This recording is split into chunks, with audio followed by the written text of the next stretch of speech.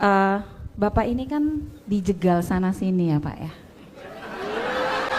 Iya benar. Kemudian ada banyaklah fitnah yang berseliweran di sosmed, para buzzer semua melakukan itu. Kemudian langkah-langkah politik Bapak bagi saya serasa dimatikan begitu. Apa sih yang Bapak rasakan? Karena kami tuh melihatnya Bapak kayak tenang, ya nggak sih? Legowo gitu, kayak nggak ada dendam, nggak terpancing emosi gitu. Resepnya apa Pak? Iya, iya, begini Bapak Bonita, jadi memang banyak yang jegal-jegal ya sini ya. Banyak yang jegal ya. Gitu. Jadi kalau kita ini menjalani ini semua, Ibu sekalian, saya terlibat di dalam kegiatan kemasyarakatan dan kegiatan kesehatan yang disebut kegiatan politik itu bukan hal yang baru, dikerjakan dari dulu. Dan di dalam perjalanan itu ada yang mendukung, ada yang tidak mendukung. Ada yang suka, ada yang tidak suka. Bagi saya, suka apa tidak suka itu urusan perasaan yang bersangkutan. Jadi kalau ada yang tidak suka pada saya, itu urusan dia, bukan urusan saya. Jadi saya tidak perlu pusing dengan apa yang dia rasakan. Yang penting saya melakukan hal yang baik, hal yang benar untuk semua, suka atau tidak suka yang bersangkutan. Jadi dengan begitu rileks saja gitu.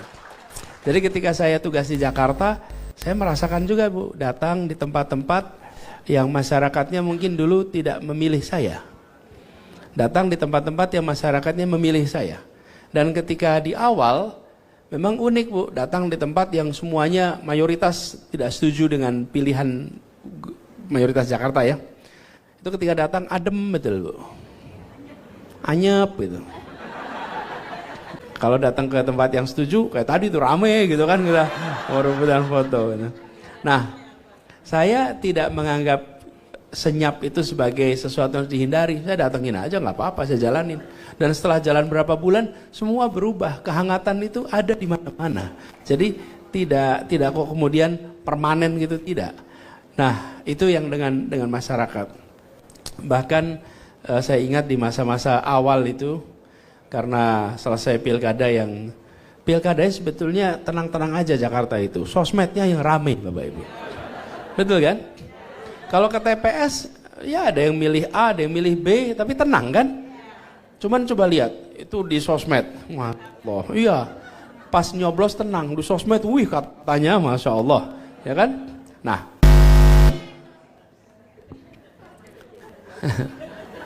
Itu yang namanya buzz, itu begitu tuh. Buzz itu begitu tuh. Kalau orangnya namanya buzzer Bu itu. Nah, saya mana tadi ya? Sosmed rame. Nah, soal jegal menjegal. Selama saya tugas di Jakarta, saya tugas di kementerian, memang banyak sekali tantangan dihadapi. Ketika Jakarta terutama. Kenapa? Karena ketika di Jakarta sering ada persepsi dari sebagian orang yang berada di pemerintah pusat bahwa Jakarta ini seakan-akan oposisi. Padahal tidak ada yang namanya oposisi. Kami ini pemerintah provinsi. Kebijakan yang kami buat adalah kebijakan yang mendasarkan kepada prinsip keadilan. Nomor satu. Yang kedua, sesuai undang-undang. Kan tidak mungkin kebijakan dibuat tidak sesuai itu semua. Jadi, tapi tantangannya ada. Karena ada perbedaan filosofi Bu. Seperti misalnya ketika COVID. Ingat ya COVID ya? Itu ketika COVID. Kita melakukan kebijakan, kami memandang penting untuk melindungi rakyat Jakarta dari ancaman. Karena itu langkahnya lebih agresif, 1, 2, 3. Sementara di pemerintah pusat cenderung lebih rileks.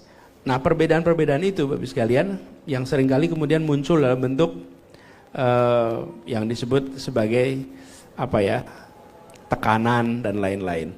Nah, saya menyikapi itu semua gini aja. Kalau yang kita jalani itu benar, tujuan kita baik, insya Allah Allah akan berikan jalannya untuk bisa berhasil. Dan segala macam tantangan itu luar biasa. Memang apalagi kemarin ketika mengikuti proses Pilpres,